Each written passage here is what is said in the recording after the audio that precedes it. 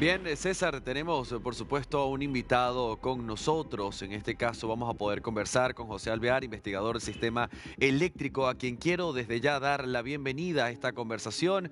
José Alvear, ingeniero, le saluda, investigador, sistema eléctrico, le saluda Andy Chirinos desde el estudio y en Ecuador, César García Vélez. César, la primera pregunta es tuya. Ingeniero, ¿cómo está? Bienvenido a D-News. Coméntenos, de acuerdo a la parte técnica, con el nivel de embalses que tenemos en el Ecuador, ¿era previsible, se podía evitar esta crisis o usted piensa que la tesis del gobierno de que se ocultó información puede haber influido de forma determinante a lo que estamos viviendo en este momento?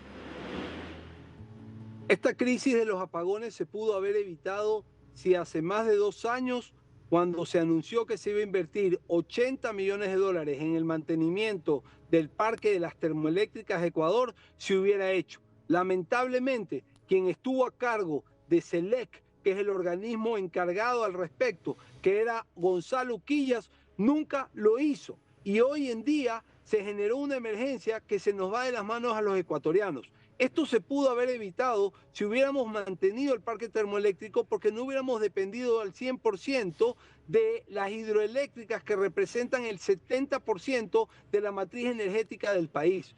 Al no tener mantenimiento de las termoeléctricas y tenerlas inoperativas Claro. con 700 megawatts, hoy en día estamos, por decirlo de alguna manera, a oscuras. Y se lo voy a explicar con un ejercicio matemático muy simple.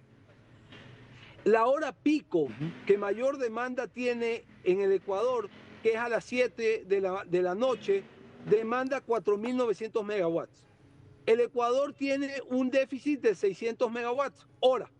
Y cada año que pasa, la demanda el déficit de esos 600 megawatts aumenta 300 megawatts más, es decir, la hora, ¿no? Siempre hablamos de la hora. Es decir, que si este año no solucionamos el problema, el próximo año el déficit no va a ser de 600 megawatts, va a ser de 900 megawatts. Pero tomemos el ejemplo actual, los 600 megawatts. El déficit de generación eléctrica a través de las termoeléctricas es de 700 megawatts. ¿Qué le trato de decir con esto? Que si hubiéramos invertido en el correcto mantenimiento con 80 millones de dólares del parque termoeléctrico, hoy en día no tuviéramos esta crisis que en realidad le explota en las manos al presidente Noboa, pero que viene generándose gracias a la mala gestión de funcionarios públicos desde el 2019 que vienen siendo advertidos por el SENACE, que es el organismo de control, de control ambiental acá en el Ecuador, que le venía anunciando que se venían estiajes muy fuertes. Incluso el año pasado, a mediados del año pasado, ya advertían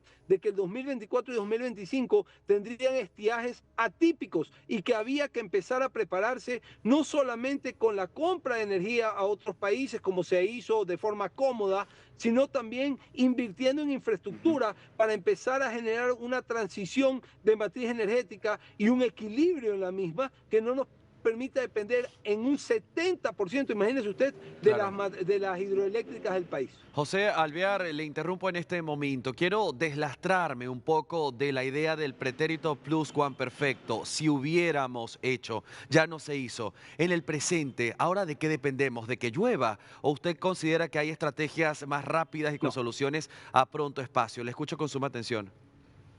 ¿Cuáles son las soluciones parches? Porque son soluciones parches las que hay que tomar en este instante para terminar con este asunto de los apagones.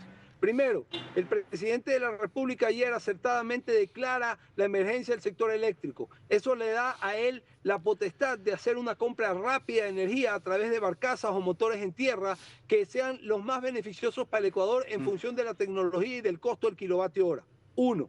Dos, la central Termogas Machala, que era una central que funcionaba con gas natural, ya que la inoperancia de la ministra que se fue no permitió abrir las importaciones de gas natural o abrir las inversiones para un terminal de gas natural o simple y sencillamente explotar y explorar y explotar el gas natural del Campo Amistad. No queda más que convertir esa terminal a diésel para darle operatividad y con eso usted habrá cubierto 320, 350 megawatts del déficit que tenemos. Y por último, invertir también un dinero que debe estar alrededor de unos 40, 50 millones de dólares en mantenimiento de algo de las termoeléctricas para en un promedio de 6 meses volver a la normalidad. Esto no se va a resolver de la noche a la mañana. Hay otro serio problema también, que es la falta de inversión extranjera, producto de que hay un fideicomiso constituido donde deben firmar los distribuidores, los gerentes de las distribuidoras eléctricas para que se cierre el fideicomiso y poder acceder a estas líneas de crédito, y como todo en este país no quieren hacerlo y tienen trancado este país. Aspiro que el presidente de la República, que ha tenido el temple para meter presos a los corruptos y demostrar cero tolerancia contra la corrupción, los lleve a la presidencia y los haga firmar ese fideicomiso por el bien de los ecuatorianos. José Alvear, el no contar en este caso con... Perdón, César, te interrumpo. Hago esta y luego te entrego a ti. Esta está muy conectada con lo que decía el investigador. ¿Usted considera en este momento que el no suministro de Colombia, porque también está atravesando un momento bastante crudo debido a la sequía, va a afectar de manera muy grave o afecta de manera muy grave a Ecuador, o es un golpe bajo pero que no afecta directamente? ¿Cómo lo ve? Bueno, nosotros le veníamos comprando a Colombia al mercado spot de la generación colombiana, producto de una pésima negociación del último ministro de Energía que tuvo antes de la señora Robo el gobierno, que fue el señor Santos Alvite, que al no haber hecho las cosas como debía, tuvo que salir al mercado spot.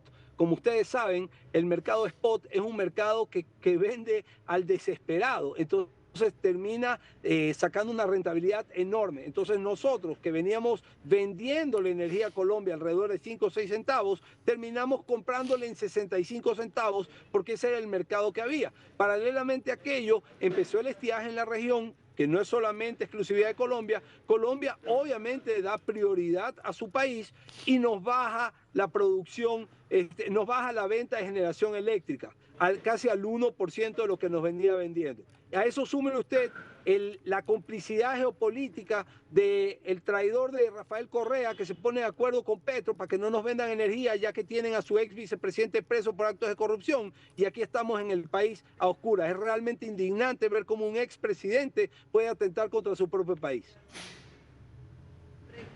Ingeniero, la pregunta que le formulo va en torno a la responsabilidad que debe asumir el actual gobierno, porque normalmente siempre se habla de los anteriores. Conocíamos y estábamos con apagones desde el gobierno del presidente Lasso, y actualmente en el comunicado presentado por Roberto Luque se señala que 22 funcionarios habrían ocultado información sensible. ¿Se puede ocultar ese tipo de información? ¿Usted considera que es oportuno y hay sustento y pruebas para poder enjuiciar a estas 22 personas, incluida a la ministra Robo?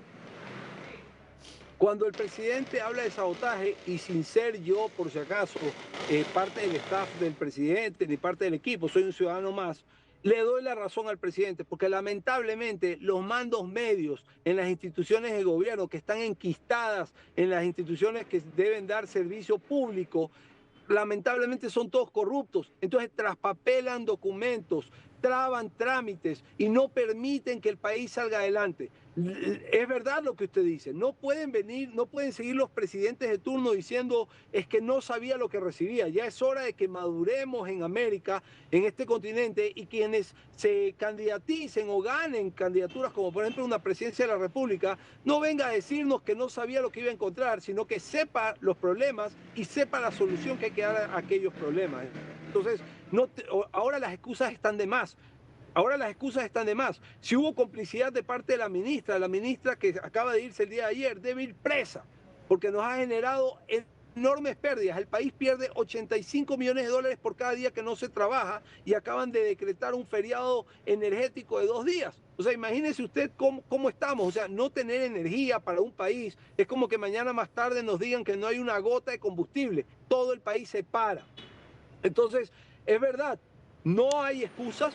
Ellos debieron haber tomado las medidas del caso. Se les vino diciendo que esta ministra no estaba haciendo su gestión, no avanzó con el plan de expansión, no invitó a licitaciones, no pensó en absolutamente ninguna estrategia para sacar adelante la dura crisis eléctrica que ella recibió. Simplemente se contentó con la venta de energía que nos hacía Colombia y claro, explotó en las manos. Y ahora estamos con un país realmente en una situación muy, muy crítica.